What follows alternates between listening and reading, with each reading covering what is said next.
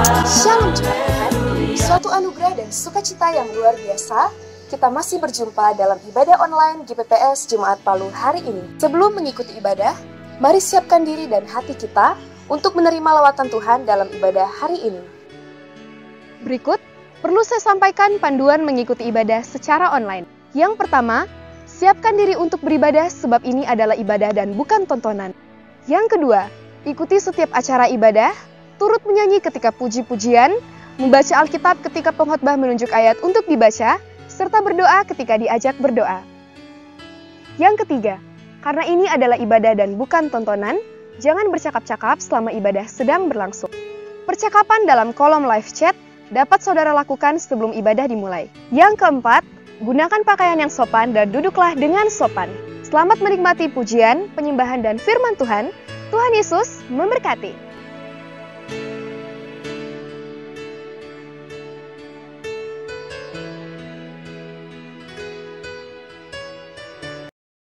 Di nama Tuhan, Shalom. Shalom. Sekali lagi Shalom. Shalom. Berapa banyak Bapak Ibu Saudara sekalian yang bersuka cita pada pagi hari ini, boleh lambaikan tangan saudara. Amin. Kita bersyukur pada pagi hari ini kita boleh bersama-sama beribadah di tempat ini. Semua karena anugerah Tuhan, kesempatan yang Tuhan berikan bagi setiap kita. Baik, sebelum kita masuk dalam hadirat Tuhan, mari bersama-sama kita satu dalam doa. Terima kasih Bapak, kami bersyukur untuk pagi hari ini ya Tuhan. Engkau memberikan kepada kami kesempatan Tuhan untuk boleh beribadah bersama-sama, itu semua karena anugerah-Mu dalam kehidupan kami ya Tuhan. Dan pada pagi hari ini Tuhan, kami rindu untuk mempersembahkan pujian dan penyembahan kami yang terbaik bagi Engkau ya Tuhan. Sucikan dan kuduskan seluruh keberadaan kami, basuh kami dengan darah-Mu yang kudus agar kami layak di hadapan-Mu ya Tuhan. Dan kami rindu biarlah Engkau hadir di tengah-tengah kami, bertahta di atas pujian dan penyembahan kami ya Tuhan. Biarlah hati-Mu boleh disukakan oleh apa yang kami lakukan pada pagi hari ini. Terpujilah nama-Mu, di dalam nama Tuhan Yesus kami berdoa dan mengucap syukur. Haleluya. Amin. Kita bersyukur buat kasih Tuhan dalam kehidupan kita, kasih yang terbesar, kasih yang termulia, yang telah menyelamatkan setiap kita, yang telah menebus setiap kita. Terima kasih buat kasih-Mu dalam kehidupan kami ya Tuhan. Kasih-Nya pada kita rela untuk disalibkan, Kau patahkan segala dosa, bangkit dan berkemenangan.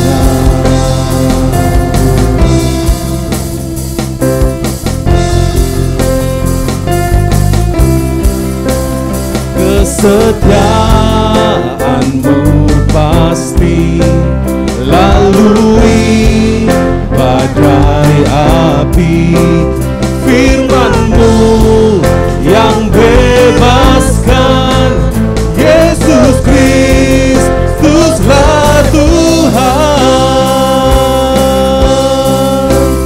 Kau terbesar, Kau perkasa, Juru selamat seluruh dunia. Ku tinggikan Yesus Tuhan, Yesus Kau-lah Sang Raja.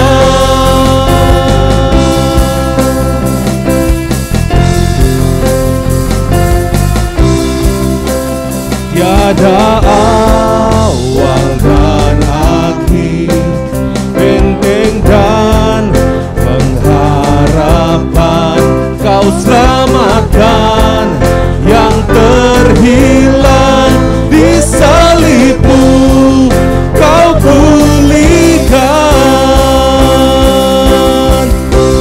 Kau terbesar, Kau perkasa, Juru selamat seluruh dunia. Ku tinggikan Yesus Tuhan, Yesus Kau-lah Sang Raja. Kau terbesar, Kau perkasa, Juru selamat seluruh dunia.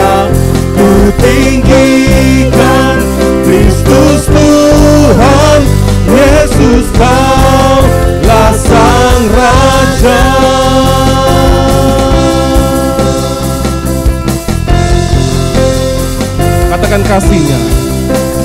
Kasih-Nya pada kita rela untuk disalibkan.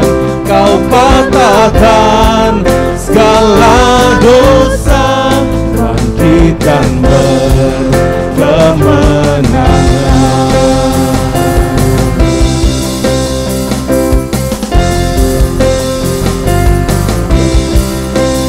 Kesetiaan-Mu pasti lalui badai api.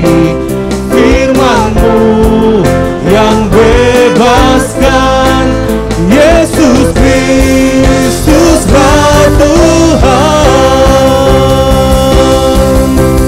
Kau terbesar, Kau perkasa, Juru Selamat seluruh dunia.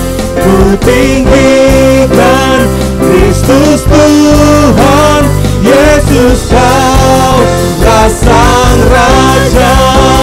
Kau terbesar, Kau perkasa, Juru Selamat seluruh dunia. Ku tinggikan Kristus Tuhan, Yesus Kau Sang Raja.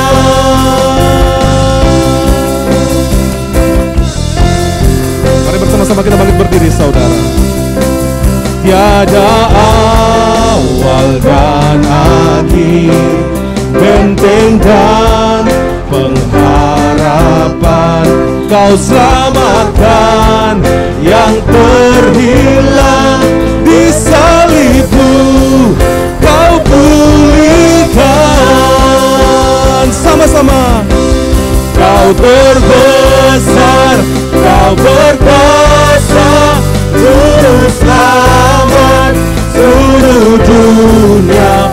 Ku tinggikan Kristus Tuhan, Yesus Kau Sang Raja. Kau terbesar, Kau perkasa, Juru Selamat seluruh dunia. Ku tinggikan Kristus Tuhan, Yesus Kau Sang Raja. Kau terbesar, Kau perkasa, Juru Selamat seluruh dunia. Ku tinggikan Kristus Tuhan, Yesus Kau Sang Raja. Haleluya. Kami menyembah-Mu, kami tinggikan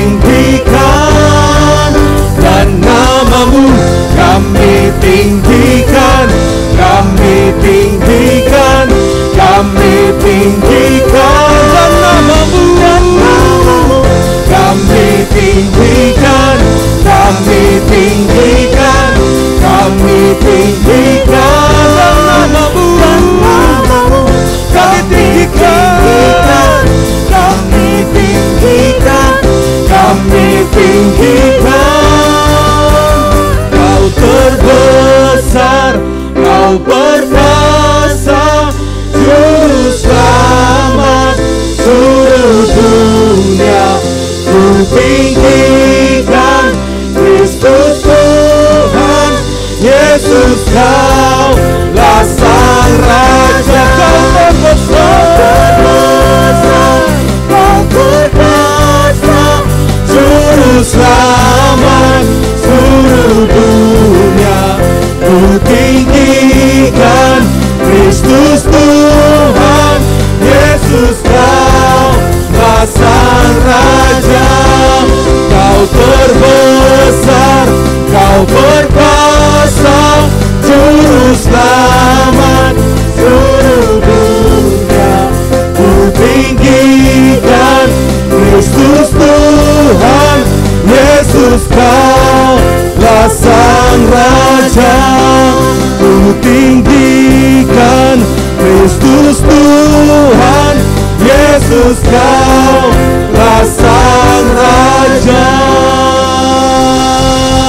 Haleluya. Ku tinggikan Yesus Kristus Tuhan. Terima kasih Tuhan, kami bersyukur memiliki Allah yang luar biasa seperti Engkau. Allah yang hidup dan Allah yang mengasihi kami. Amen. Terpujilah nama-Mu ya Tuhan, kami rindu lebih lagi memuji memuliakan nama-Mu. Bebaskan roh kami ya Tuhan. Di dalam nama Tuhan Yesus kami berdoa. Haleluya. Amin. Berapa banyak saudara yang bersuka cita? Boleh lambaikan tangan saudara sekali lagi. Mari toleh pada kiri kanan muka belakang saudara. Katakan Allah kita baik. Haleluya. Allah kita baik. Amin. Haleluya. Silakan duduk jemaat Tuhan. Silakan duduk jemaat Tuhan.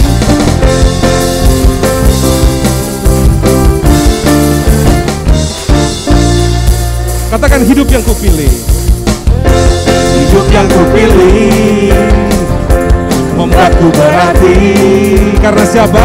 Karena Yesus Tuhan, tempatku percaya dan berharap. Buka mataku, lihat sekelilingku. Ku harus nyatakan kebenarannya yang membebaskan. Karena kuasa-Mu, Karena kehebatanmu. karena kehebatanmu, ku dapat lakukan perkara besar yang Engkau janjikan. Yesus, Kaulah sahabatku. Yesus, Kau yang akan selalu berada di sisiku. Kau sumber kuatku. Oh Yesus, Kaulah sahabatku. Yesus, Kau yang tak pernah jemu-jemu di sisiku. Kau sumber kuatku.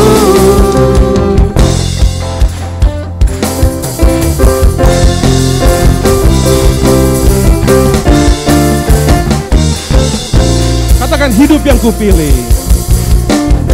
Hidup yang kupilih membuatku berarti. Karena Yesus Tuhan. Karena Yesus Tuhan, tempatku percaya dan berharap.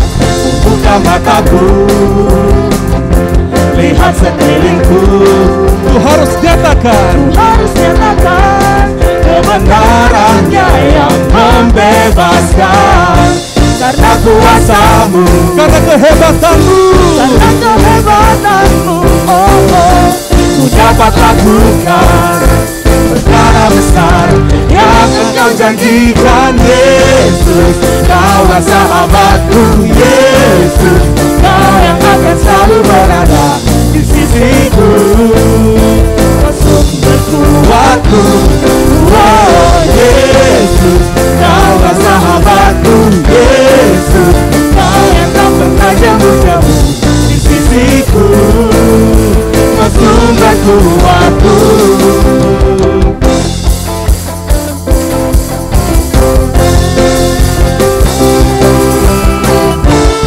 Sekali lagi saudara katakan hidup yang kupilih. Hidup yang kupilih membuatku berarti.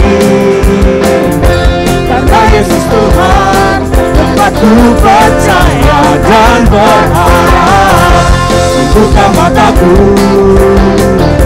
Lihat sekelilingku, Ku harus nyatakan kebenarannya yang membebaskan. Karena kuasa-Mu, karena kehebatan-Mu, dapat lakukan perkara besar yang Engkau janjikan. Yesus, Kaulah sahabatku. Yesus, Kau yang akan selalu berada di sisiku. Kau sumber kuatku. Oh Yesus, Kaulah sahabatku. Yesus, Kau yang tak pernah jemu-jemu di sisiku. Kau sumber kuatku. Oh Yesus, Kaulah sahabatku. Yesus, Kau yang akan selalu berada di sisiku. Kau sumber kuatku. Oh Yesus, Kaulah sahabatku. Yesus, Kau yang tak pernah jemu-jemu di sisiku. Kau sumber kuatku. Kau sahabatku, berada di sisiku. Kau sahabatku selama-lamanya. Kau sahabatku, berada di sisiku selama-lamanya.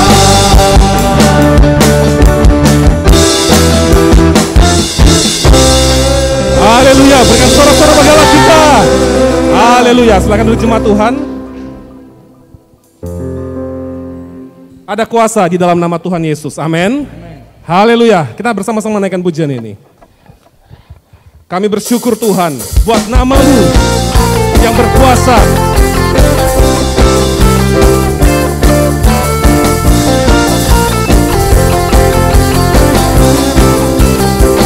Namanya Tuhanku, menara yang teguh, kota benteng perlindunganku.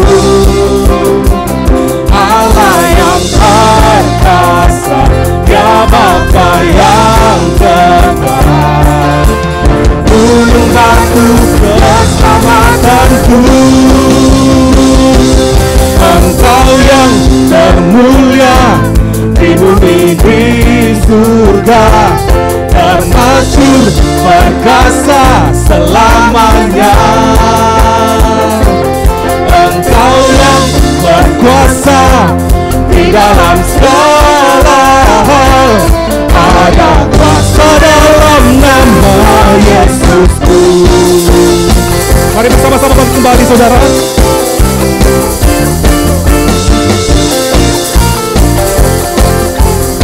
Katakan namanya Tuhanku.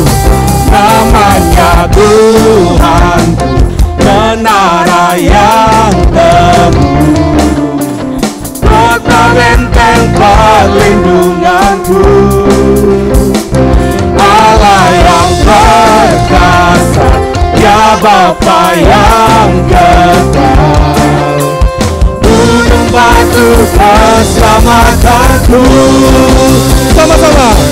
Engkau yang termulia di bumi di surga, termasyhur perkasa selamanya. Engkau yang berkuasa di dalam segala hal, ada kuasa dalam nama Yesusku.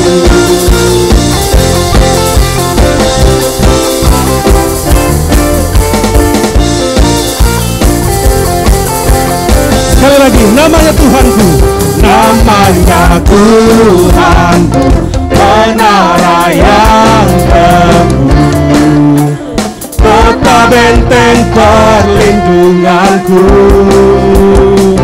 Allah yang perkasa, Dia Bapa yang kekal, gunung batu keselamatanku.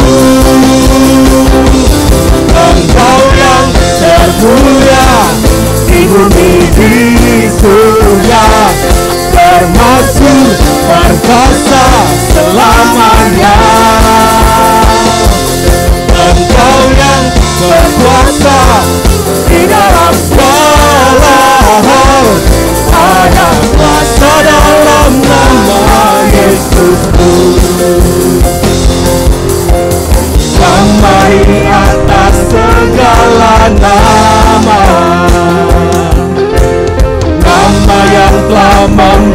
bebaskanku. Segala kuasa tunduk pada nama itu, Yesus Tuhan segala Tuhan. Nama di atas segala nama.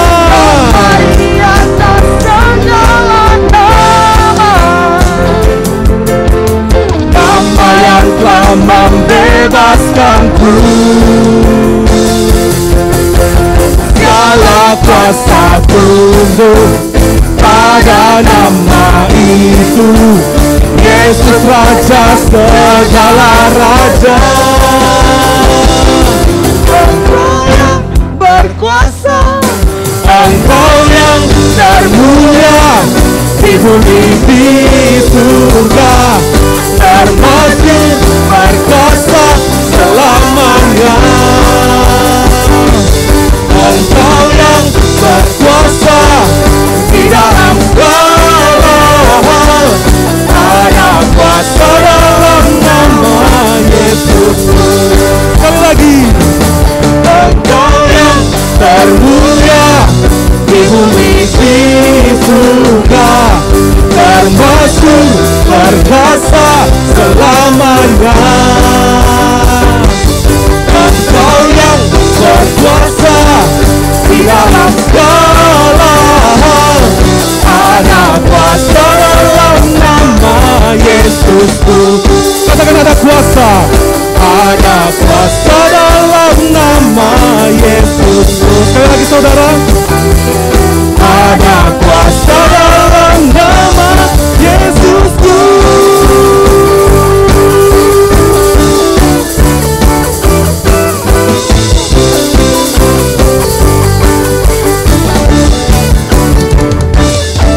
Haleluya, berikan sorak-sorai bagi Yesus Tuhan. Silakan duduk jemaat Tuhan. Puji nama Tuhan, Shalom. Puji Tuhan, selamat datang seluruh jemaat Tuhan yang dikasihi Tuhan, baik yang ada dalam ruangan ini maupun yang ada di luar, maupun yang mengikuti live streaming dari rumah, baik yang ada di kota Palu, yang ada di beberapa kota, bahkan juga yang sering mengikuti dari beberapa negara. Tuhan memberkati. Puji nama Tuhan. Juga selamat datang bagi saudara yang baru pertama kali hadir dalam ibadah bersama. Kiranya Tuhan Yesus memberkati saudara, dan khususnya bagi saudara yang baru pertama kali hadir, supaya dapat saling mengenal satu dengan yang lain, baik yang ada di dalam dan di luar. Mohon tidak keberatan untuk boleh berdiri sebentar, akan kita doakan. Ada? Di luar? Baik, akan tidak ada, kita akan menyambut saudara kita yang berulang tahun. Yang saya sebutkan namanya silahkan berdiri. Sarce Femi Lucie Karur, Leonar Randanan Rasubala, Henok Chandra Buana, Grace Femi Ellen Rasubala, Roni Sumbagawe, Frans Toding, Veronica Maringga. Ada yang hadir? Di luar juga ada? Baik, kita doakan. Kami datang ke hadirat-Mu, Bapa di sorga, bersama-sama dengan saudara-saudara kami yang berulang tahun, bersyukur atas segala tambahan usia yang Tuhan sudah karuniakan. Kiranya ini membawa setiap jemaat-Mu semakin memahami makna kehidupan mereka sebagai orang percaya. Berkati pribadi, keluarga, usaha, pekerjaan, pelayanan, pertumbuhan rohani, semuanya diberkati Tuhan. Buatlah berhasil segala apa yang mereka kerjakan. Pertolongan, perlindungan-Mu menyertai mereka, dan Roh Kudus menuntun mereka semuanya mencapai seluruh rancangan Allah tergenapi dalam kehidupan mereka. Segala pekerjaan kuasa jahat apapun bentuknya mengganggu kehidupan mereka, dalam nama Tuhan Yesus kami patahkan, hancurkan semua dan halaukan dari hidup mereka. Mereka semuanya diberkati Tuhan di dalam nama Tuhan Yesus Kristus. Amin. Puji nama Tuhan. Kita sangat bersyukur bahwa Tuhan berikan lagi kesempatan anugerah bagi kita untuk boleh berbakti atau beribadah pada pagi hari ini. Dan kita akan lanjut memuji menyembah Tuhan. Puji nama Tuhan, kita akan mempersiapkan diri kita untuk mendengarkan firman Tuhan.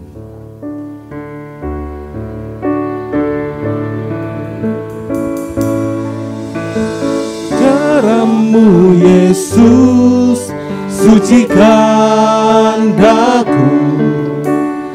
Darah-Mu Yesus, bebaskanku. Darah-Mu Yesus, ubahkan daku. Ku dijadikan baru.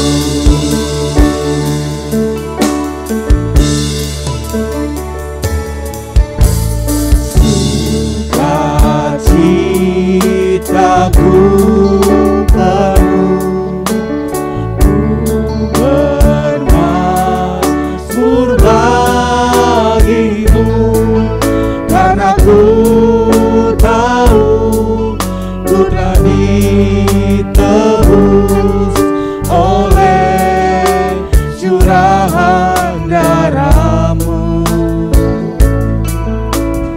Ku menari bagimu, ku memuji nama-Mu, karena ku tahu ku berkemenangan oleh curahan darah-Mu Yesus, sucikan daku. Darah-Mu Yesus, bebaskanku. Darah-Mu Yesus, ubahkan daku. Ku dijadikan baru. Mari bersama-sama kita bangkit berdiri, saudara. Sukacitaku penuh, ku bermasmur bagimu, karena ku tahu ku telah ditebus oleh curahan darah-Mu. Menari bagimu, ku memuji nama-Mu, karena ku tahu ku berkemenangan oleh curahan darah-Mu. Katakan darah-Mu Yesus. Darah-Mu Yesus, sucikan daku.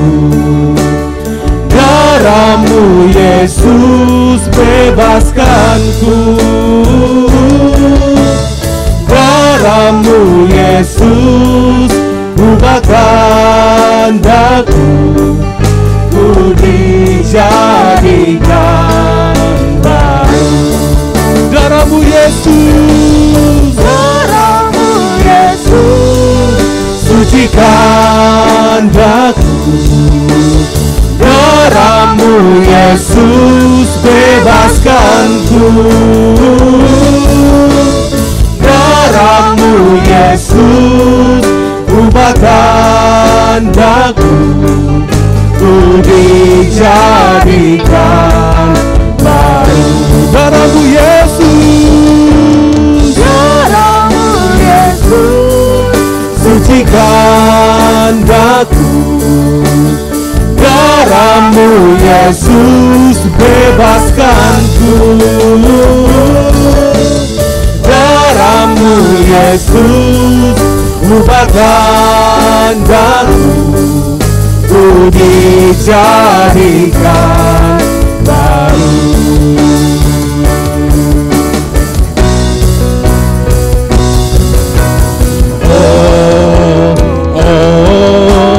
Ku bebas, ku menang karena kasih-Nya padaku dan hidup. hidupku menang. Oh, oh, ku bebas. Oh, oh, ku menang karena kasih-Nya padaku dan hidupku menang. Oleh darah Yesus ku bebas, kuasa-Nya di Kalvari. Oleh darah Yesus ku bebas dan hidupku menang. Oleh darah Yesus ku bebas, kuasa-Nya di Kalvari. Oleh darah Yesus ku bebas dan hidupku menang. Sekali lagi. Oleh darah Yesus ku bebas, kuasa-Nya di Kalvari. Oleh darah Yesus ku bebas dan hidupku menang. Oleh darah Yesus ku bebas dan hidupku menang. Oleh darah Yesus ku bebas dan hidupku menang.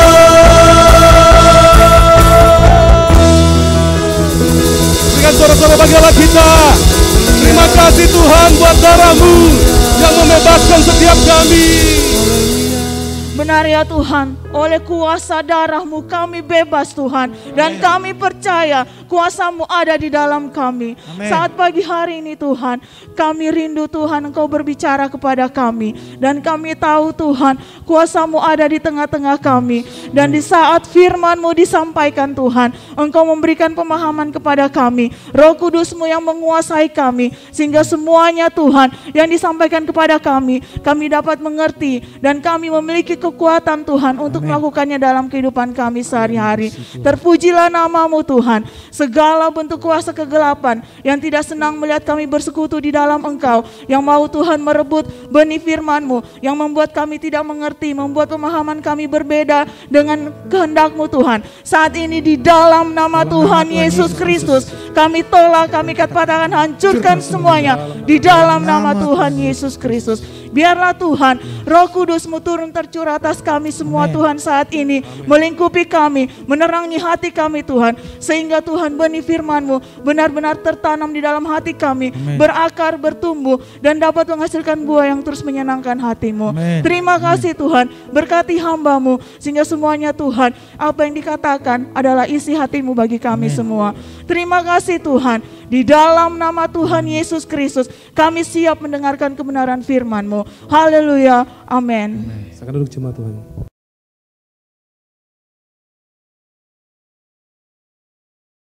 Puji nama Tuhan, haleluya. Oleh darah Yesusku bebas. Saudara percaya? Amin. Nah, kita mau belajar dari kebenaran firman Tuhan, baik yang sudah kita nyanyikan, juga ayat-ayat firman Tuhan yang akan kita baca. Mari kita buka Alkitab kita masing-masing.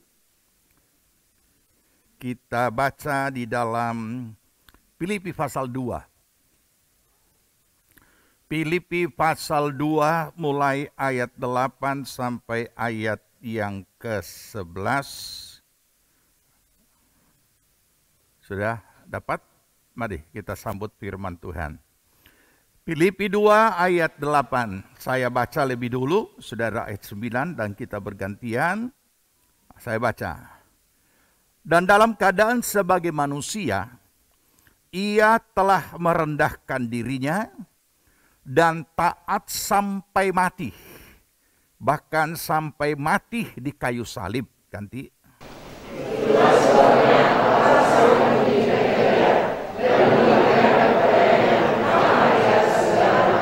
Supaya dalam nama Yesus bertekuk lutut segala yang ada di langit dan yang ada di atas bumi dan yang ada di bawah bumi. Ganti.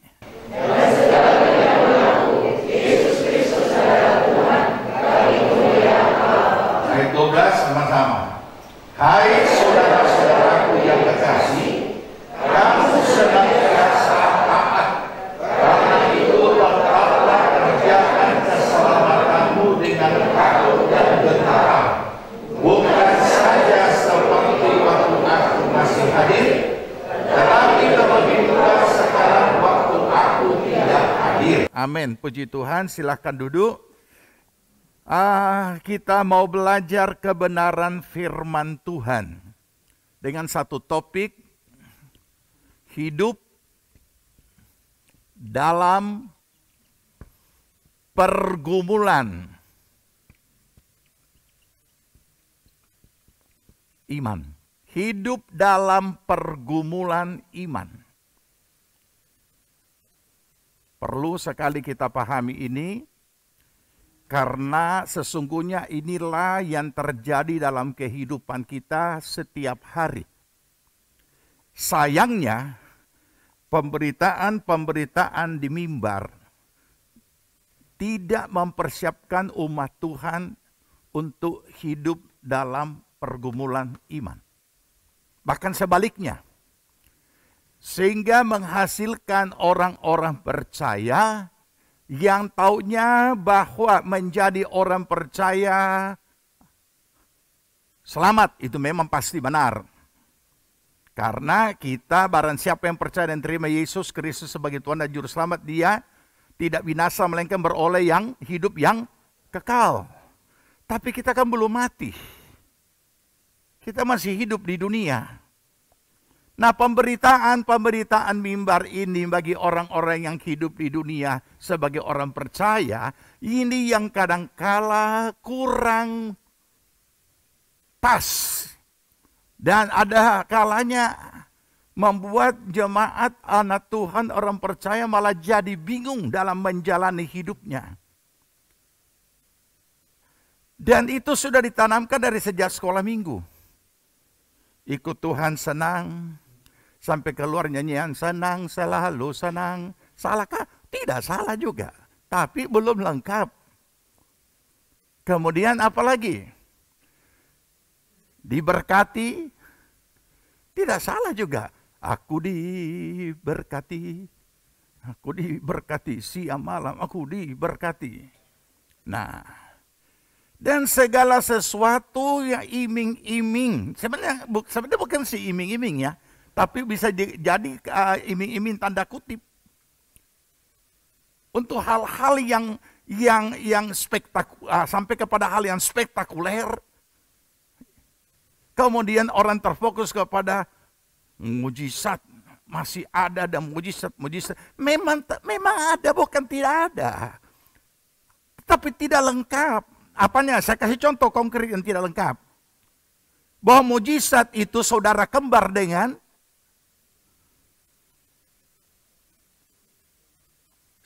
masalah. Mujizat itu saudara kembar dengan peristiwa tragis. Jadi bukan mujizat kayak tukang sulap yang tipuan-tipuan mata dan kecepatan. Bukan. Tuhan tidak mempamerkan kekuatan kuasanya yang dapat melakukan roti, batu pun bisa jadi roti. Tapi Tuhan tidak menolak, tidak mau, tidak. Bahkan Tuhan berkata kepada iblis, bukan hanya dari roti saja orang manusia boleh hidup, tapi melainkan dari firman.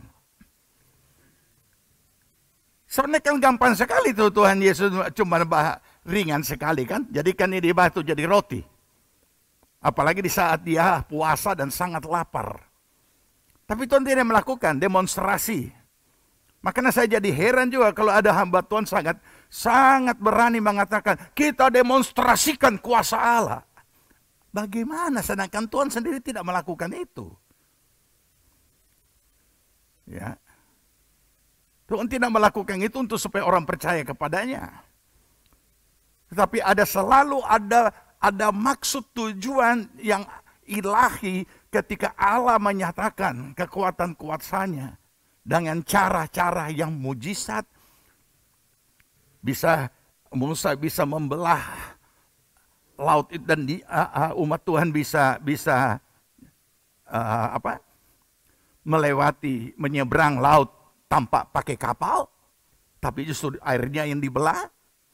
Tapi ada maksud tujuan, bukan untuk demonstrasi.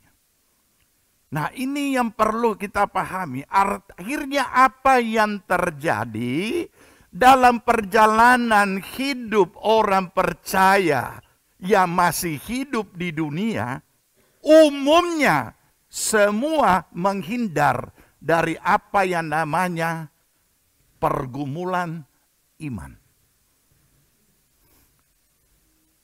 Dari doa-doa kita saja tanpa kita sadari, kita juga sudah berdoa yang sebenarnya intinya menghindari pergumulan iman. Jadi kalau kita himpunkan kalimat-kalimat doa kita, itu kita membuat satu jalan yang minta supaya Tuhan bikin itu jalan. Bagus sekali rupa jalan tol mulus. Hot mix, tanpa rintangan. Dalam segala hal, mari kita akui doa-doa kita. Nah, baik. Nah, karena ini berusaha dihindari, yang namanya pergumulan iman, itu sebabnya sebagian besar orang-orang percaya dalam menjalani hidupnya akan diperhadapkan dengan satu pengalaman kecewa sama Tuhan. Jangan kira itu tidak dialami. Hanya tingkatan kekecewaannya itu beda-beda. Apa itu? Ketika apa yang dia rindukan, yang dia inginkan, itu ternyata bukan itu yang Tuhan berikan. Malah sebaliknya atau tidak sama sekali. Ada yang hanya kecewa kecil, ada yang hanya kecewa yang sangat mendalam sampai kepada memusuhi Tuhan dan tidak mau lagi. Jangankan ibadah, berdoa pun tidak mau. Kenapa ini dihindari? Pergumulan iman sebagai orang percaya tidak dapat dihindari karena kita sudah jadi orang percaya. Dan setiap orang percaya, yaitu mereka yang lahir baru, sudah ditetapkan mempunyai pola hidup yang baru, yaitu hidup oleh iman. Bagaimanapun juga namanya pergumulan iman itu tidak bisa kita hindari. Kita harus hadapi. Hanya pertanyaannya, menang apa tidak? Tadi nyanyian sudah luar biasa ya. Tuhan Yesus membawa kita jadi, bukan cuma menang, menjadi lebih dari pemenang. Ataukah isinya, ataukah keadaan kita membingungkan? Kenapa kok bisa jadi begini ya? Kenapa begini? Kenapa begini? Saudara, sebagian orang percaya takut untuk sungguh-sungguh menjalani kehidupan rohaninya. Kenapa? Dia takut masuk dalam apa yang namanya pergumulan iman. Jadi yang ditanamkan itu begini, ya berdoa dan Tuhan lakukan. Berdoa dan Tuhan lakukan. Tidak ada lagi pergumulan iman. Memang Tuhan sudah, minggu lalu kan kita sudah baca, Filipi 4 ayat 6 mengatakan, janganlah kamu khawatir dalam segala sesuatu. Nyatakanlah segala keinginanmu di dalam doa dan pengucapan syukur. Memang ada jalan, ada jalur yang Tuhan berikan bagi kita dalam segala pergumulan, yaitu doa. Akan tetapi justru ada yang takut berdoa. Jangan-jangan Tuhan tidak dengar. Jangan-jangan Tuhan tidak kabulkan. Ya sudahlah, mana-mana saja. Menyerah saja. Aduh, rohani sekali. Menyerah saja. Namanya menyerah, ya Tuhan ambil alih. Kita punya mau. Karena serahkan. Oke. Nah, ini. Kenapa saya katakan kita tidak bisa hindari yang namanya pergumulan iman? Pertama, karena kita sudah jadi orang percaya. Yang kedua, karena kita, saudara dan saya, masih hidup di dunia. Dan ketika kita masih hidup di dunia, kita akan berhadapan, di mana saja kita berada, kita akan berhadapan dengan apa yang namanya realitas hidup dalam berbagai bentuk permasalahannya. Dan realita hidup ini, kenyataan hidup ini tidak dapat dihindari. Lari dari kenyataan hidup bukan jalan penyelesaian, tetapi awal terjadinya bencana baru. Jangan lupa itu. Ada orang yang lari dari masalah yang dia hadapi, tidak selesai. Dan ketika kita bicara soal realitas hidup dalam berbagai bentuk masalahnya, di ujung dunia manapun kita berada, kita akan ketemu karena kita masih hidup.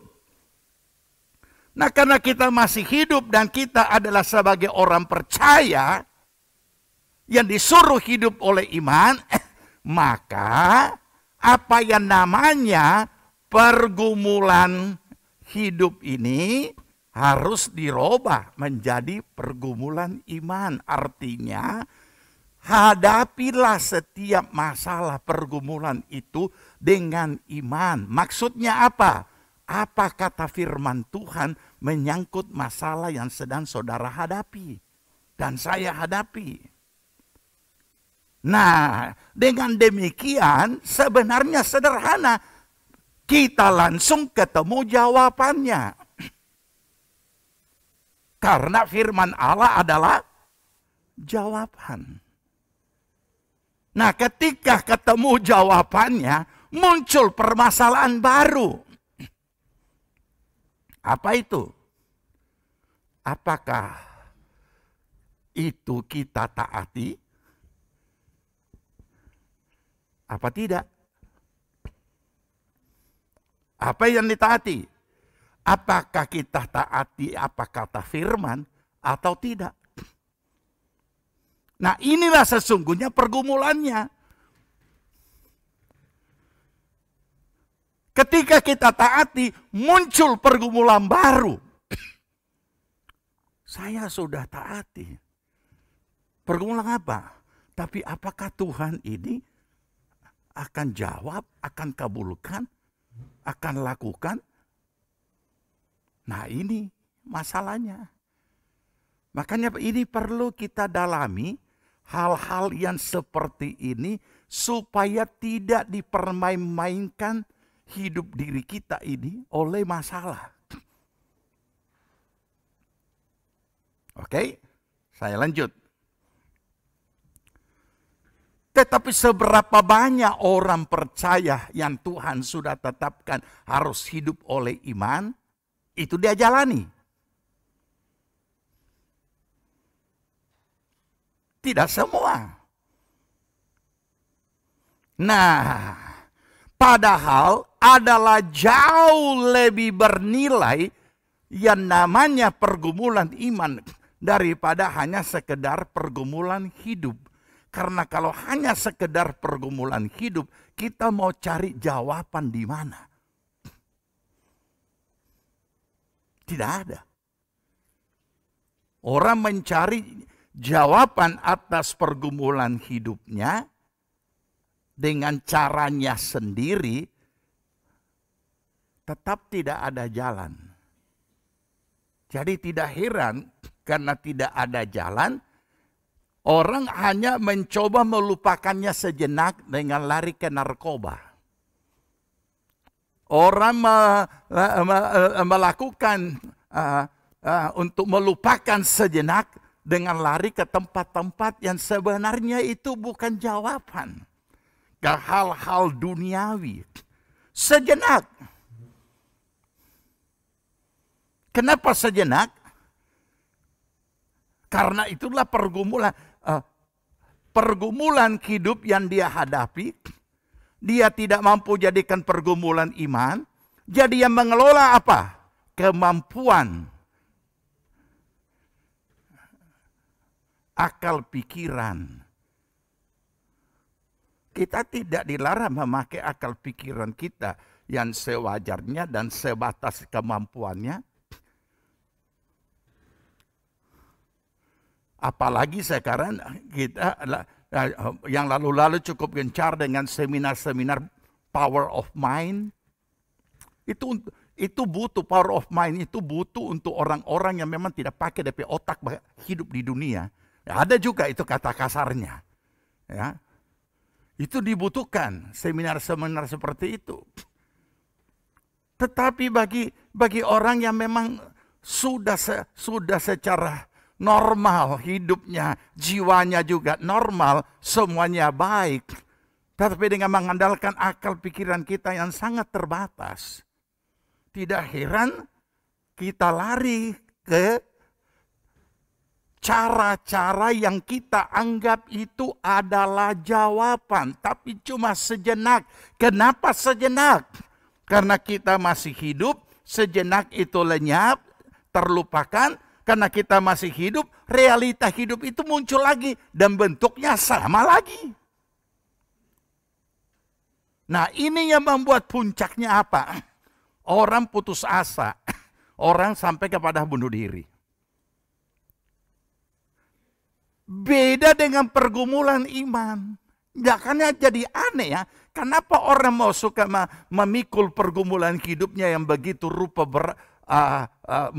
bisa menghancurkan dirinya, menghancurkan masa depannya, dan lain sebagainya. Mengapa tidak mau memasuki satu pergumulan iman yang sangat mulia, yang sangat luar biasa, dan yang pasti itu menang. Kenapa? Karena di atas kayu salib, dikatakan tadi, Yesus Kristus sudah membebaskan kita semua. Jadi pakai hak kebebasan itu melalui pergumulan iman. Ya kan? Nah, oke. Sekarang muncul permasalahan baru. Saya sudah hidup dengan pergumulan iman, tapi saya bingung, saya capek, lelah dengan pergumulan iman ini. Seolah-olah Tuhan itu jauh sekali. Ada juga yang mengalami seperti ini. Mungkin pengalaman-pengalaman seperti ini yang membuat, aduh daripada masuk pergumulan iman sudahlah. Takut kita.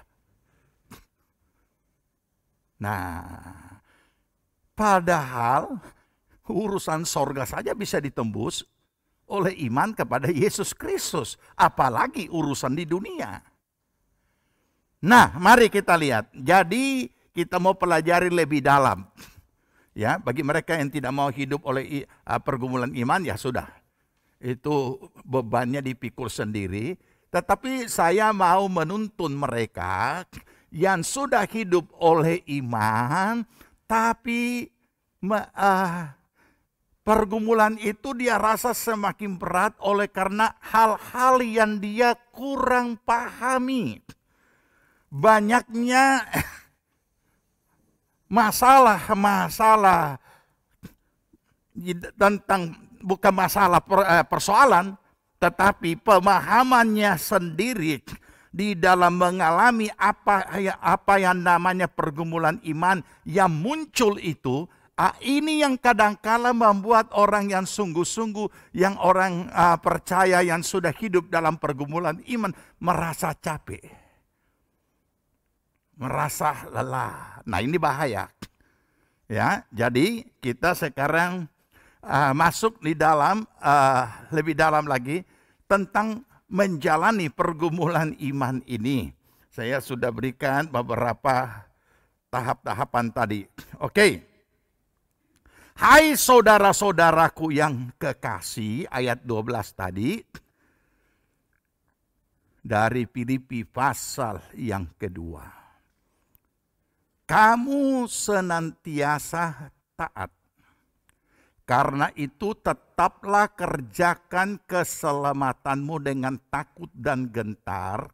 Bukan saja seperti waktu aku masih hadir, tapi terlebih pula sekarang waktu aku tidak hadir. Jadi Rasul Paulus menghendaki jemaat di Filipi ini punya ketaatan yang sudah mereka miliki itu benar-benar mereka pertahankan. Bukan hanya sudah kelihatan karena Paulus melihat sendiri ketaatan itu ketika Paulus hadir, tapi terlebih pada saat ia tidak hadir. Jadi kemandirian setiap orang di dalam hal menjalani hidupnya sebagai orang percaya itu sangat perlu. Kemandirian dalam pertumbuhan, jadi tidak ikut-ikutan. Kemandirian dalam hal ketaatan, tidak ikut-ikutan. Si A ini kita ikut karena si A juga seperti itu, karena si A kawan baik. Si B melakukan itu, kita juga melakukan itu. Tapi kalau si A tidak melakukan, si B tidak melakukan, ya saya juga tidak. Apalagi dia pelayan Tuhan. Saya kan bukan pelayan Tuhan. Ini aneh saudara. Karena kalimat-kalimat seperti ini, itu keluar dari mulut orang percaya.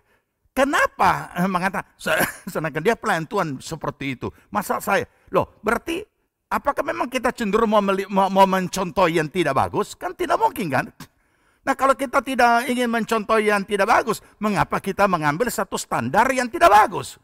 Sedangkan dia begini, masa saya kan, nah perlu berarti kita mau contohi karena dia begitu. Nah ini yang keliru. Makanya Paulus berkata, ketaatanmu itu ya, kamu senantiasa taat. Berarti dia ini kok ketaatan daripada orang percaya di Filipi ini sudah bagus ya, tidak terombang-ambing. Senantiasa taat berarti tidak naik turun atau tidak berubah-ubah, mereka tetap dalam ketaatan. Tapi kiranya ini adalah ketaatan bukan karena Paulus ada hadir. Terlebih pada saat aku tidak hadir. Saudara tahu, pergumulan iman tidak bergantung kepada siapapun. Masing-masing kita sendiri-sendiri punya pengalaman, punya pergumulan hidup hari-hari. Dengan sendirinya, pergumulan iman setiap orang percaya itu adalah pada diri orang percaya itu sendiri yang mengalaminya.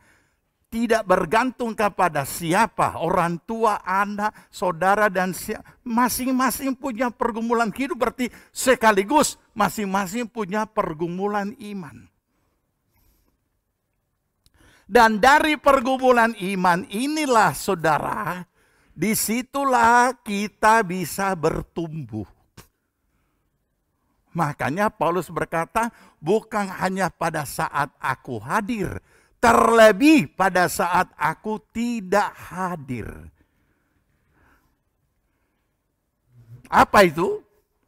Sederhana. Pertama, kita diperhadapkan dengan realitas. Kenyataan-kenyataan hidup dalam berbagai bentuknya. Yang kedua, kita diperhadapkan dengan kebenaran firman Allah. Karena kita sudah orang percaya. Jadi sebenarnya luar biasa ya. Makanya Tuhan berkata, ujilah dirimu sendiri. Kalau kamu ada di dalam iman. Bayangkan, Tuhan suruh kita uji diri sendiri. Tidak ada di dunia sekolah ini yang kasih keluar soal ujian dia bikin sendiri baru dia jawab sendiri. Tidak ada kan? Tapi Tuhan suruh kita uji dirimu sendiri. Nah, jadi berarti kalau Tuhan perhadapkan kita dengan realita hidup sehari-hari, sekaligus memperhadapkan kita dengan firman-Nya, bukankah firman-Nya itu hadir untuk menjawab realita yang kita hadapi? Jadi apa susahnya? Tidak ada kan? Kecuali Tuhan cuma memperhadapkan kita dengan segala pergumulan hidup tanpa menghadirkan firman-Nya, itu beda. Berarti Tuhan biarkan kita jadi apalah jadi. Tapi ini tidak. Sebagai orang percaya kita tahu iman datang dari mendengar firman. Berarti kita kan sudah punya firman. Jadi begitu datang masalah, begitu Roh Kudus memunculkan firman di dalam hati kita dan ingatan kita. Oh, ada ini. Itulah jawaban. Sekarang ketika jawaban sudah ada, yang dibutuhkan dari kita sebagai orang percaya adalah taat. Itu saja. Ketaatan. Makanya kita pun ketemu. Iman bukan hanya sekedar jawaban doa, tapi iman adalah ketaatan tanpa syarat. Ketaatan tanpa syarat. Itulah iman. Nah, menyangkut tanpa syarat ini kembali kepada keberadaan kita sebagai manusia. Unsur jiwani kita mulai mengelola pikiran sendiri, kehendak sendiri, perasaan sendiri, mulai mengelola ini. Dan ketika mulai mengelola, banyak sekali kita punya pikiran sendiri, cara sendiri. Akhirnya kita bikin cara sendiri. Bukan mengambil firman Allah yang jadi jawaban mengatasi realitas hidup kita. Kita pakai analisa kita sendiri. Padahal sudah ada firman yang menjadi jawaban. Jadi sekarang muncul pertanyaan. Siapa yang bikin lebih berat itu hidup? Siapa? Siapa yang bikin beban tambah berat, pikiran tambah berat, mendatangkan kegelisahan tambah berat, dan banyak sekali yang membebani kita. Sehingga kita menjadi orang tidak berdaya, jadi kita dihimpit oleh beban hidup itu. Siapa? Ya kita sendiri, bukan dari siapa. Karena Tuhan sudah kasih jawaban, tapi ini unsur jiwani kita mengelola, menganalisa. Nah, ketika dia menganalisa, dia tidak akan sesuai dengan apa yang firman Tuhan katakan. Dan inilah yang namanya pergumulan hidup. Apa itu?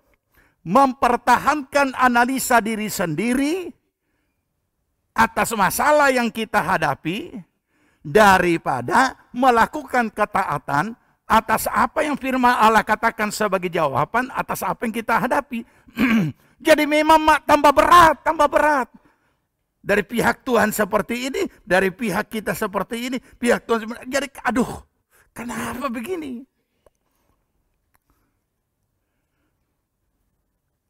Nah, ini yang bisa terjadi. Ya, jadi itu sebabnya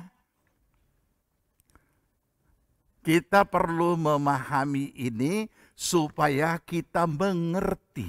Inilah bahwa hidup di dalam pergumulan iman itu seperti ini.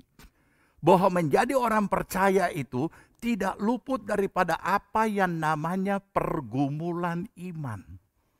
Tidak bisa tidak. Tapi kalau kita tetap menolak pergumulan iman, kita hanya mau menjalaninya sebagai pergumulan hidup, maka kita akan menjalaninya dengan cara kita punya cara sendiri. Ya, nah ini yang perlu kita pahami. Ini yang perlu kita mengerti. Nah, saudara, sehingga kita rasa beratnya menjalani hidup ini. Tidak berdaya lagi. sulitnya. Atau ada juga orang yang sama sekali untuk apa? Tuhan kok anti atur semua, buat apa bergumul dengan iman? Apalagi pas bertepatan dia datang kebaktian, khotbah yang disampaikan oleh Pak Pendeta, engkau tidak usah pergi berperang. Engkau tinggal diam saja dan melihat Tuhan yang berperan ganti kamu. Ya sudah. Nah sekarang saya ingatkan pada saudara beberapa hal yang nampaknya bertentangan dan membingungkan. Tadi kita nyanyi apa? Darah Yesus dan nama Yesus yang berkuasa membebaskan kita. Oke, amin. Tuhan sudah menang. Harganya sudah dibayar di atas kayu salib. Tapi kenapa kita masih disuruh bergumul dengan iman? Kenapa kita masih disuruh untuk lawanlah iblis itu? Loh, katanya iblis sudah dikalahkan. Kalau disuruh kalahkan, berarti so tidak repot lagi, tidak ada lagi urusan dengan iblis. Ya, ada lagu kan, iblis dikalahkan. Nah, firman Tuhan juga berkata seperti itu. Tetapi justru ayat firman Tuhan juga berkata apa? Iblis itu beridar-idar seperti apa? Yang apa? Mengaum, mencari apa? Nah, terus ayat selanjutnya apa? Lawanlah dia dengan imanmu yang teguh. Loh, bukankah Yesus sudah menang dan sudah selesai semua? Nah inilah. Ini yang perlu kita mengerti. Wah ternyata kita masih disuruh lawan.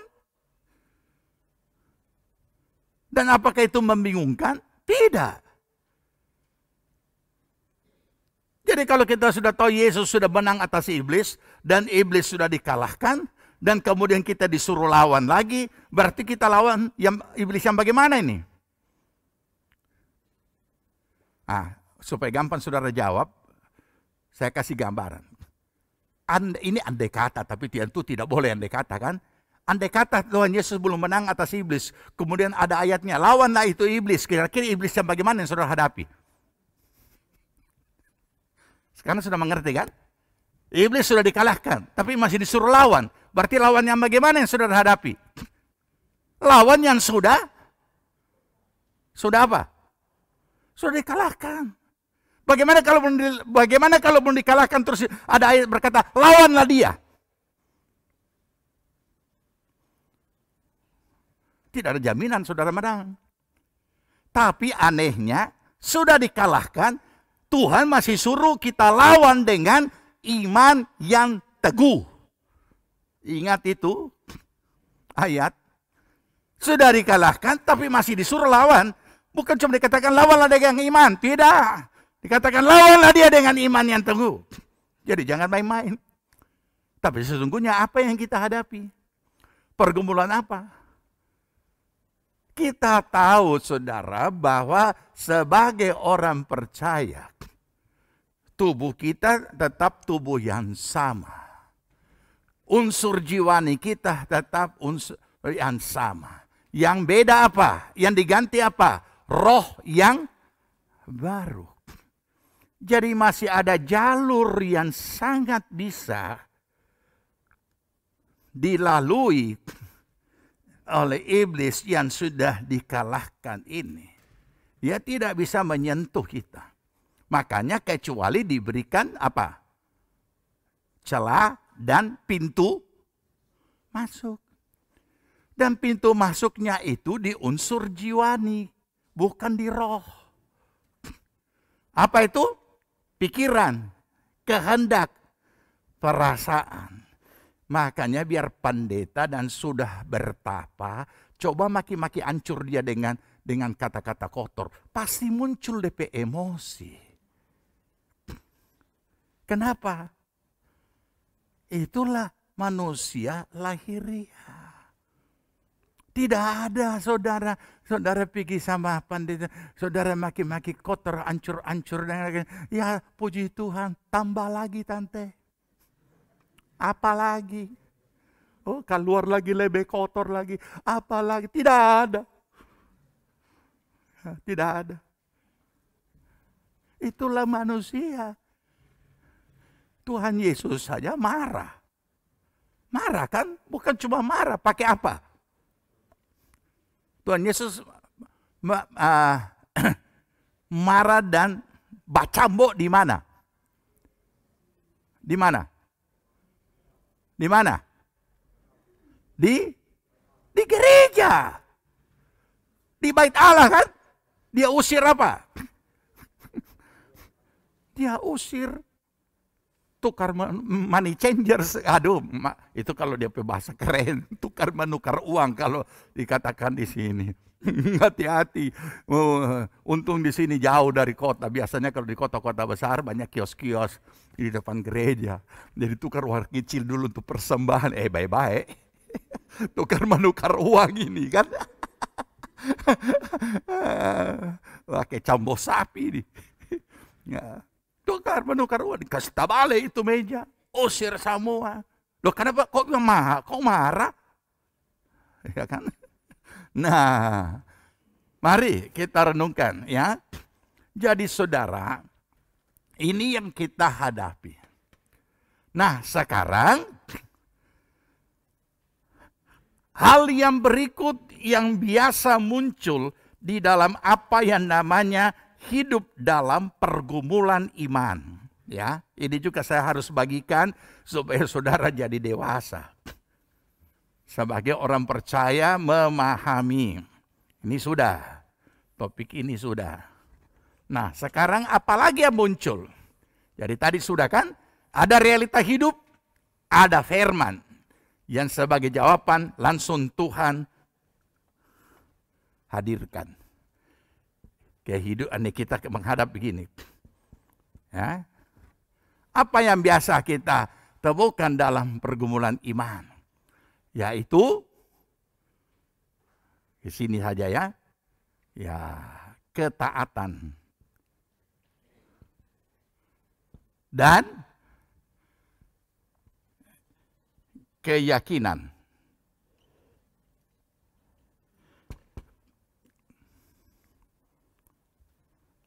Kita sudah taat.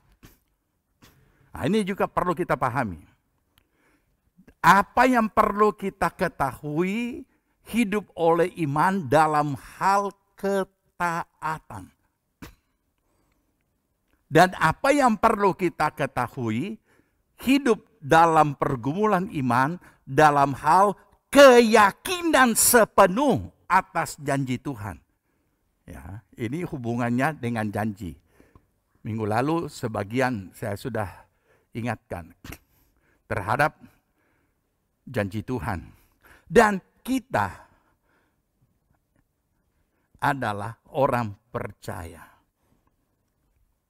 Ini juga sering menjadi hadir dalam pergumulan iman kita dan kita jadi bingung. Nah, ini kesempatan iblis mengambil keuntungan. Ketika kita bicara tentang keyakinan, kita sudah dibacakan firman Tuhan di dalam suratan Roma minggu lalu ya. Bahwa Abraham sekalipun tidak ada dasar untuk berharap, tetapi terhadap janji Allah, Abraham berharap juga. Dan imannya tidak menjadi lemah, tetapi semakin dikuatkan. Dan janji digenapi. Mari kita renungkan. Bagaimana pentingnya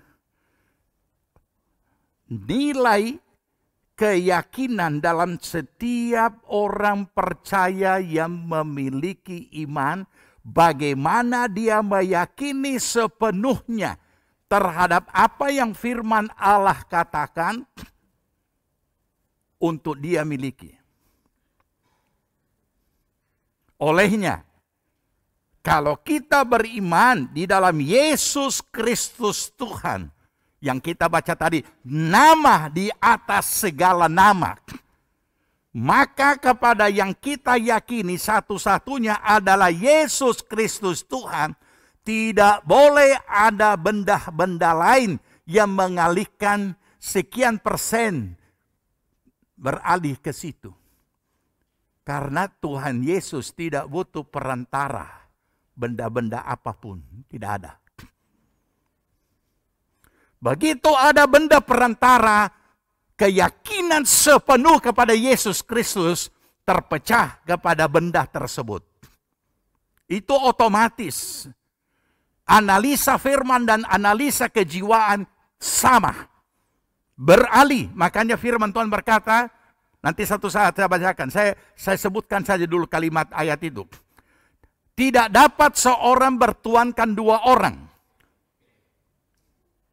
Kalau pepatah dunia berkata, tidak mungkin kaki berdiri di atas dua perahu. Itu pasti. Ya. Unsur jiwani kita, kepercayaan, ya, itu pasti akan secara fisiologisnya pasti akan terbelah. Oh, ini karena sok siram garam, jadi iblis solari. Oh, ini karena sok pasang patok, jadi percaya saja. Bahkan patok kadang-kala, oh nanti mau diaktifkan, memangnya bom. Ya.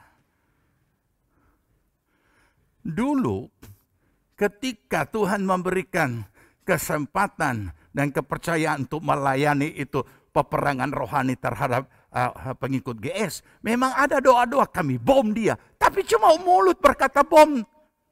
Nanti terwujud di alam roh, bukan pakai alat lagi. Aduh, kalau sekarang ini pakai alat ditangkap semua kita orang. Dianggap apa?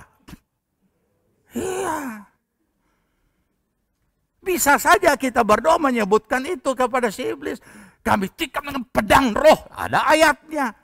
Pedang roh ada ayatnya. Tapi tidak bisa kita beli pedang-pedangan di pasar mana atau di pinggir di apa nih kaki lima ada pedangnya Jeden dulu itu. Kami tusuk dengan pedang roh, padahal plastik. Atau memang kita butuh? Tidak butuh. Kita bisa peragakan karena kita bisa peragakan secara apa ini? Oleh karena kita, tapi berpeperangan itu kan di alam roh, bukan di alam nyata. Nanti kalau pegang pada tusuk pendeta kena kasih mati dia. Nah, bukan setan yang mati. Pak Gembala kena pedang. Jangan kira pedang plastik tidak bisa tebus. Nah ini dia. Jadi tidak ada yang lain. Jadi keyakinan sepenuh. Coba saudara renungkan ya, renungkan. Itu Abraham, Alkitab katakan tidak ada dasar untuk berharap. Kenapa tidak ada dasar? Sedangkan iman itu harus didasari dengan setitik pengharapan. Karena iman dimulai dari setitik pengharapan. Tapi ini tidak ada dasar. Alkitab menulis dasarnya secara alamiah adalah tubuh yang harusnya jadi dasar. Sekarang tidak bisa jadi dasar karena tubuh sudah sangat lemah. Sarah sudah tua. Bukan cuma sudah tua. Dan rahimnya sudah tertutup. Berarti sudah menopause. Dan bukan cuma itu menopause karena 50 atau 60. 90 dan 100. Aduh kasihan jalan kurang seret-seret. Dua-dua. Mam, ada ingat janji Tuhan. Apa Tuhan bilang? Ngana kata, mau barana. Jangan baku sedu ngana so tua lagi. Bicara tak keruan. Nah iya, kita kan tidak ada kan ditulis secara detail. Tapi masing-masing kan rumah tangga beda-beda dia punya. Paling tidak ya secara manusia itu ada hal-hal yang. Tapi Abraham tidak ada dasar. Tidak heran kan ketika kunjungan malaikat ke satu saat ada kunjungan malaikat yang berkata, tahun depan istrimu akan, Sarah akan ketawa. Ketawa diam-diam mikirnya Tuhan tidak tahu. Nah, begitu malaikat bilang, kenapa istrimu ketawa? Menyaut dia dari dalam, kita tidak ketawa. Kenapa? Dia merasa dirinya, itu hal real. Pertanyaannya, apakah kita punya daya, kemampuan, keyakinan yang seperti itu? Saya yakin, susah. Karena setiap keyakinan dimulai dari setitik pengharapan. Sedangkan ini apa yang mau diharapkan? Ini menunjukkan saudara bahwa keyakinan kita terhadap firman Allah itu tidak perlu pakai dasar pengharapan manusia. Tuhan bisa melakukan yang tidak ada menjadi ada. Jadi tingkat keyakinan yang seperti ini yang perlu dimiliki oleh orang-orang percaya. Yang perlu kita miliki. Hanya saja yang disayangkan, belum sampai seperti ini dia punya keyakinan, tetapi so jadi ekstrim. Melebihi lagi kemampuan Abraham hebatnya. Sehingga kadang-kadang orang-orang seperti ini jadi ngeroh. Nah bisa saudara. Yang standar, keyakinan yang standar dimulai dari standarnya ada dasar. Ada dasar bukan berarti mengharapkan itu kemudian bersandar kepada dasar itu. Bukan, dasarnya adalah firman. Tetapi apa yang firman Allah katakan, tanpa dasar pun tetap bisa. Untuk mencapai ke situ, itu memang tidak, itu pergumulan. Nah ini yang orang ada kalanya, aduh lelah, capek. Aduh kita kira ikut Tuhan senang, minta A Tuhan kasih A, minta B jadi B dan lain sebagainya. Ternyata pergumulan. Sudahlah. Nah ini. Ya, oke. Ini dulu. Tetapi di dalam janji Allah, apapun yang namanya janji Allah, di dalamnya ada unsur ketaatan. Ini yang sering tidak diseimbangkan di dalam apa yang diberitakan di mimbar-mimbar. Baca Ulangan 28. Ya. Ulangan 28. Oke. Kita cari dulu Ulangan. Oke. Ayat 1, apa perikopnya? Berkat. Ya, bayangkan ini kita bicara berkat dulu sekarang. Nah, ayat 1 kita baca gantian ya. Saya ayat 1. Jika engkau baik-baik mendengarkan suara Tuhan Allahmu dan melakukan dengan setia segala perintahnya yang kusampaikan kepadamu pada hari ini, maka Tuhan Allahmu akan mengangkat engkau di atas segala bangsa di bumi. Ganti.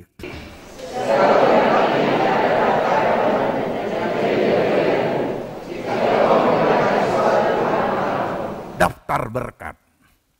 Gantian ya. Diberkatilah engkau di kota dan diberkatilah engkau di ladang.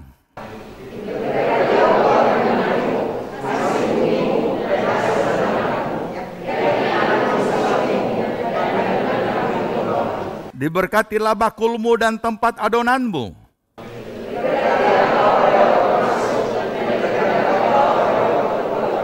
Tuhan akan membiarkan musuhmu yang maju berperang melawan engkau terpukul kalah olehmu. Bersatu jalan mereka akan menyerangi engkau, tapi bertujuh jalan mereka akan lari dari depanmu. Ganti.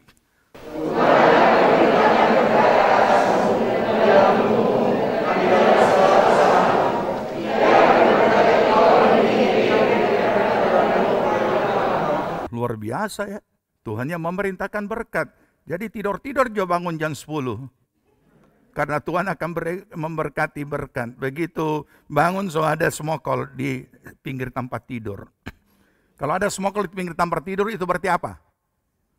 Orangnya lagi sakit, tidak bisa bangun. Iya, iya kan? Nah, tidur-tidur jo. Karena saya. Tuhan akan menetapkan engkau sebagai umatnya yang kudus. Seperti yang dijanjikannya. Dengan sumpah kepadamu jika engkau berpegang pada perintah Tuhan Allahmu dan hidup menurut jalan yang ditunjukkannya. Ganti.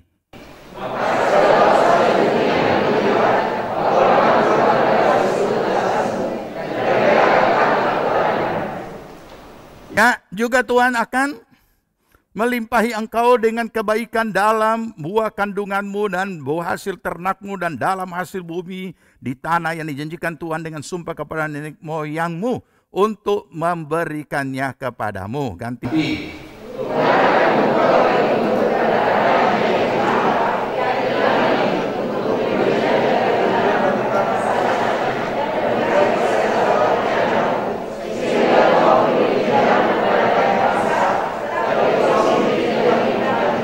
Tuhan akan mengangkat engkau menjadi kepala dan bukan menjadi ekor.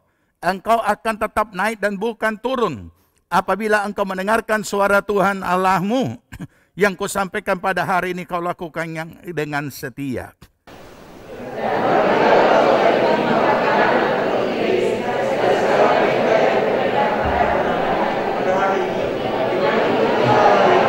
Iya. Apa isinya? Apa isinya? Siapa bilang? Apa isinya? Tidak. Apa isinya? Ya, kalau saudara cuma tahu berkat sama itu dengan pengkhotbah yang mengkhotbah di mimbar. Pakai-pakai ini ayat menghibur jemaat. Isinya di situ berkat ketaatan. Berkat karena ketaatan. Coba baca ayat 1-2. Jangan buang itu ayat 1-2, Bro.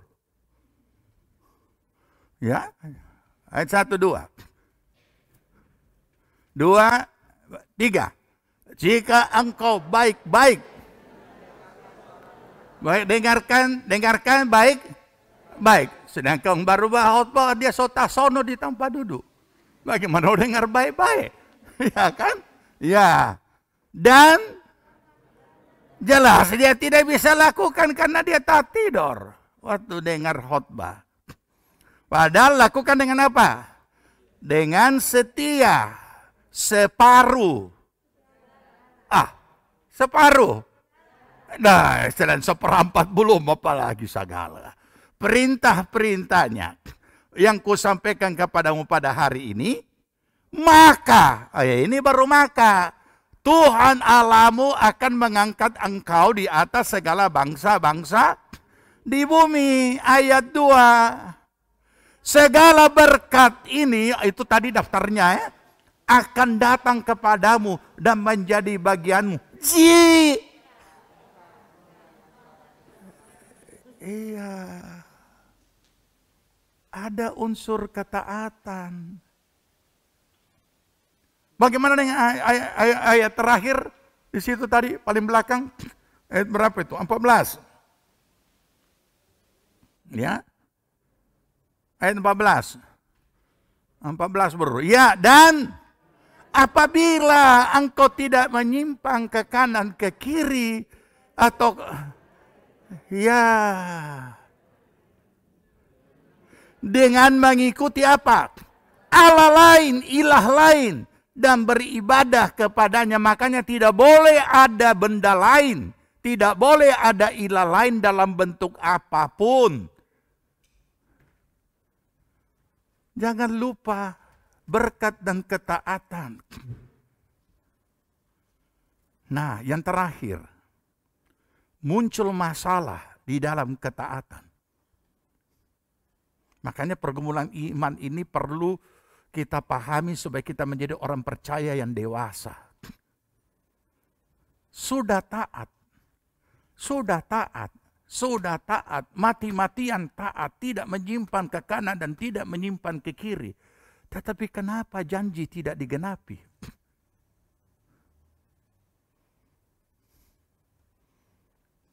Ini yang kalau sampai di sini pengertian ini tidak terjawab, inilah yang membuat iblis ambil keuntungan.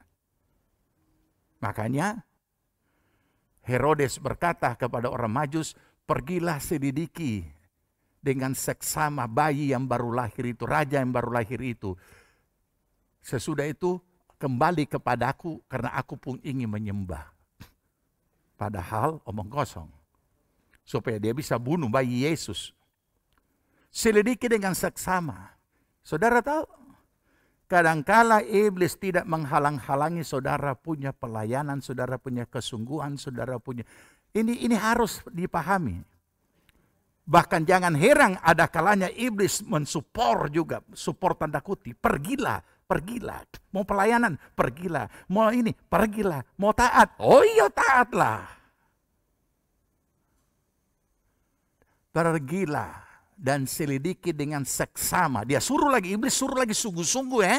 Kalau melayani sungguh-sungguh, jangan main-main. Kalau ini main. Tapi sesudah itu kembalilah kepadaku. Ini makanya banyak orang yang dengan begitu rupa menggebu-gebu tiba-tiba patah. Kenapa? So capek. Dan banyak cara iblis bisa membuat seperti ini. Ada banyak cara iblis bisa mematahkan kesungguhan kita tanpa kita sadari. Dengan segala macam cara, bahkan hal yang paling sepele pun. Dan di saat itu stop semua. Ibadah stop, doa stop, pelayanan stop, dan lain sebagainya. Oleh karena apa? Selidikilah dengan seksama. Tapi sesudah itu kembali kepadaku. Saudara, makanya kalau kita bicara soal ketaatan, maka kita harus memahami, iman adalah ketaatan tanpa syarat. Tuhan genapi janjinya atau Tuhan tidak genapi janjinya, tapi dia membuat cara yang lain, tetap kita taat. Masih ingat apa yang ditulis di dalam Ibrani pasal 11. Kita akhiri dengan membaca Ibrani pasal 11.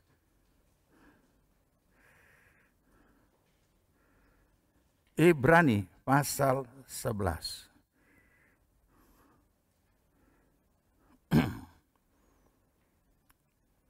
Itu hal yang sangat melelahkan kalau itu terjadi dalam kehidupan kita. Tetapi kita harus sampai seperti itu. Mulai ayat 36. Sebelum baca ayat ini, saya ingin ingatkan kita. Ibrani pasal 11 mulai ayat 1 bicara tentang iman. Dan selanjutnya bicara tentang orang-orang yang taat dan memperoleh janji Tuhan. Taat dan memperoleh janji Tuhan. Dan dikatakan mereka pahlawan iman. Menjelang akhir pasal 11. Di situ kita menemukan orang-orang yang sangat taat sampai menyerahkan nyawa. Tapi tidak menikmati apa yang Tuhan janjikan. Tapi kepada mereka juga disebut sebagai pahlawan iman. Inilah iman tanpa syarat. Ayat 36. Baca. Ada pula yang diejek dan diderah. Bahkan yang dibelenggu dan dipenjarakan. Mereka dilempari, digergaji, dibunuh dengan pedang.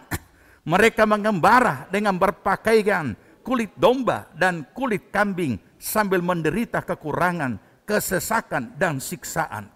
Dunia ini tidak layak bagi mereka.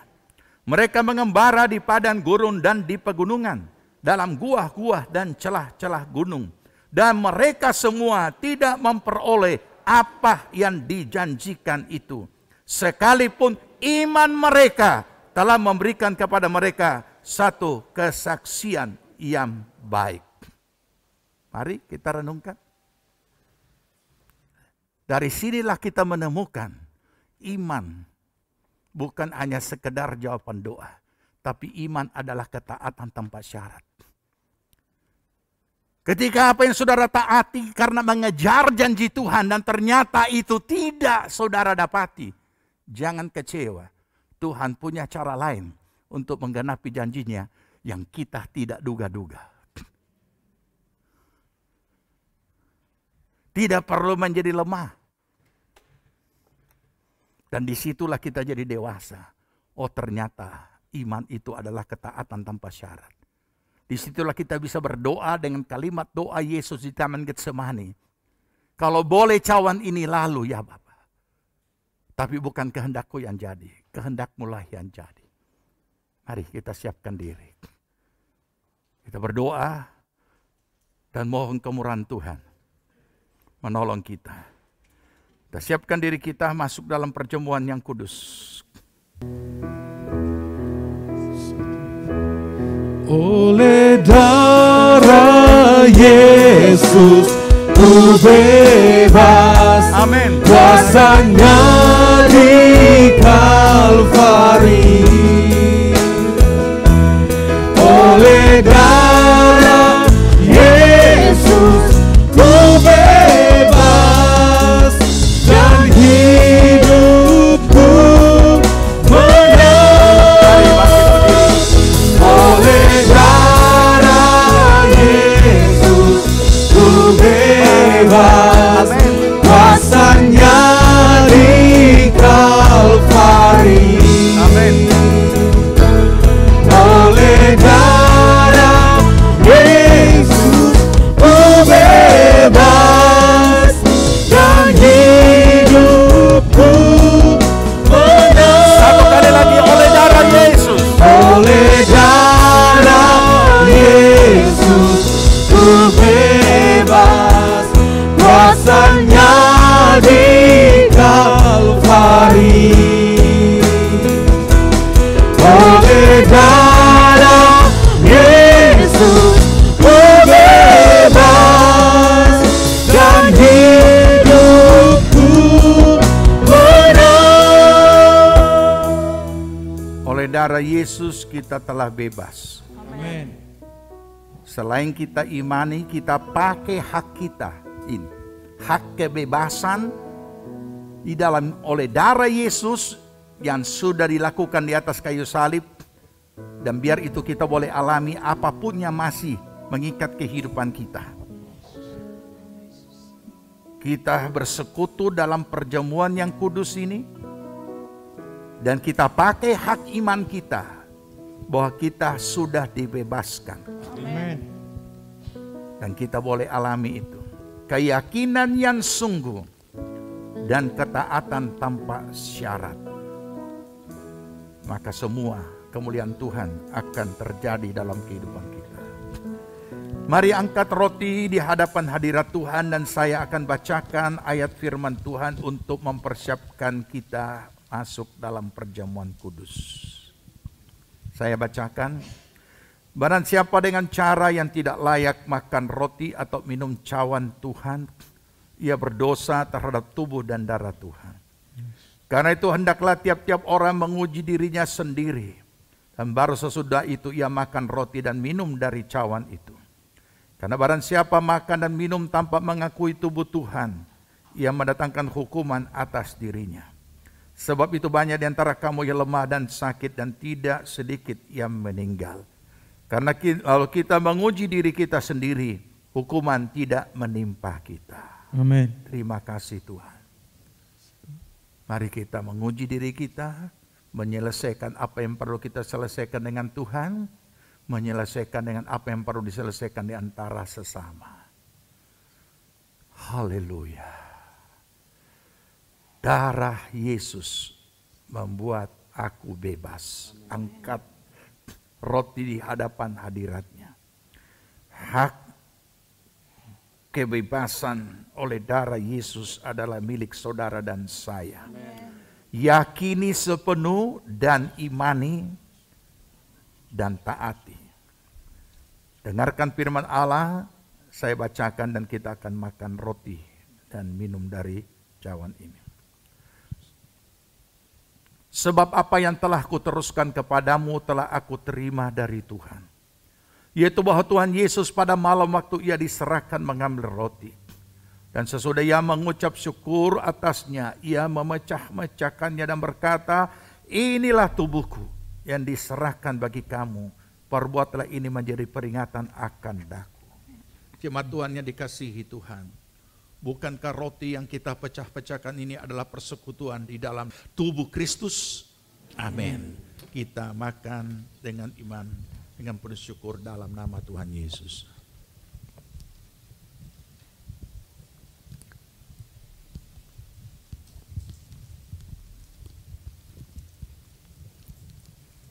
Kita siapkan anggur,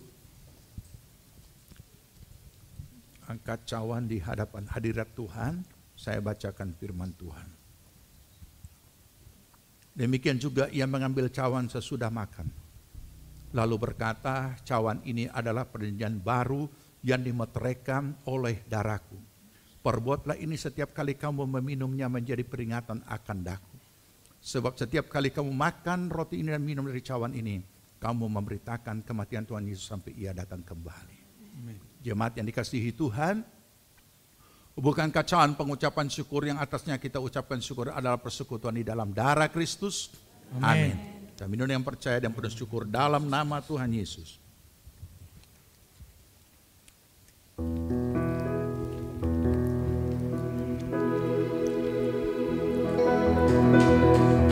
Haleluya. Haleluya. Naikkan syukur kehadiran-Nya. Beri syukur pengagungan. Oh haleluya. Haleluya. Haleluya. Haleluya. Haleluya. Terima kasih Tuhan. Kami mengucap syukur untuk lawatan-Mu saat ini. Amin. Kami mengucap syukur untuk persekutuan di dalam tubuh dan darah Kristus melalui perjamuan kudus ini. Terpujilah nama Tuhan. Terima kasih Tuhan. Kami mengucap syukur. Berkatilah seluruh jemaat-Mu. Engkau tilik segala keberadaan kami Tuhan. Dan biarlah kiranya Tuhan menjamah setiap pribadi. Dan kami percaya melalui persekutuan dalam tubuh dan darah Kristus, kami semua sudah mengalami pemulihan daripada Tuhan. Amin. Hak kebebasan yang Kau berikan bagi kami daripada segala tekanan-tekanan apapun bentuknya dalam kehidupan kami. Dalam nama Tuhan Yesus sudah dihancurkan semuanya.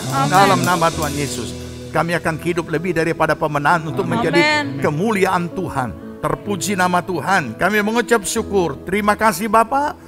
Berkati Tuhan pemerintah kami, mulai dari Bapak Presiden, Wakil, dan seluruh aparat pemerintahan tingkat pusat, provinsi, kabupaten, kecamatan, kelurahan, desa, dan dusun-dusun. Semua aparat diberikan roh hikmat, akal budi, hati yang bijaksana, dan roh takut akan Allah. Sehingga mereka boleh melaksanakan tugas dan mempertanggungjawabnya kepada Tuhan yang punya langit dan bumi. Memberkati akan para tenaga medis dan para medis yang masih sedang Tuhan berusaha menghadapi segala tantangan di dalam pandemi ini. Semuanya Tuhan lindungi, memberkati dan menyembuhkan mereka semua yang terpapar dengan COVID apapun variannya. Semuanya dijamah oleh Tuhan. Amen. Terima kasih Bapa, Engkau memberkati. Tuhan akan pelayan Tuhan yang sudah melayani Engkau dengan segenap hati mereka. Memberkati seluruh jemaat-Mu yang sudah beribadah. Terima kasih untuk kami juga boleh bersekutu di tempat ini. Tuhan memberkati, sudah memberikan kami tempat untuk kami boleh beribadah. Kembalikan dengan limpah berkat-Mu bagi keluarga yang sudah menyediakan. Terima kasih Bapa, kami mengucap syukur. Bapa di sorga, turunkan berkat-Mu atas kami semua. Dan jemaat Tuhan, terimalah berkat damai sejahtera dari Tuhan Yesus Kristus. Kecintaan Allah Bapa di sorga dan persekutuan Roh Kudus menyertai kita semuanya. Dibuatnya kita hidup bijaksana sehingga berhasillah segala apa yang kita kerjakan dari sekarang sampai Tuhan Yesus datang kembali. Amin. Puji Tuhan, ibadah kita telah selesai. Selamat hari Minggu, selamat melanjutkan aktivitas saudara. Dan tetap yakin bahwa Tuhan Yesus tidak berubah dahulu, sekarang, dan sampai selama-lamanya. Tuhan Yesus memberkati.